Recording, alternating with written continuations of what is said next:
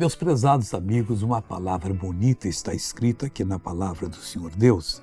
Ela está escrita em Romanos capítulo 4 e o versículo 13. Porque a promessa de que havia de ser herdeiro do mundo não foi feita pela lei a Abraão ou a sua posteridade, mas pela justiça da fé.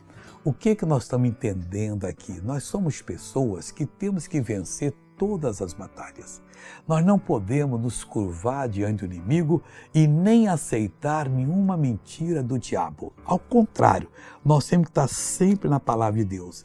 A justiça que vem pela fé. Não adianta você querer pagar um preço tremendo. Não, eu vou cumprir toda a lei de Moisés. Os judeus não conseguiram. Nenhum deles conseguiu ser perfeito na lei.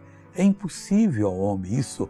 Mas quando veio a graça, todos nós fomos perdoados e a graça nos ajuda a fazer aquilo que a lei jamais ajudaria.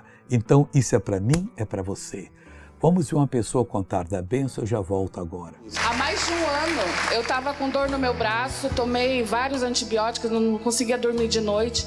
E agora eu conseguia movimentar o meu braço, mas a dor era no osso, há mais de um ano. E agora? Então hoje eu levanto para a honra e glória do Senhor. Oh, glória a Deus. Voltei para unir a minha fé com a sua. Pai, é no nome de Jesus.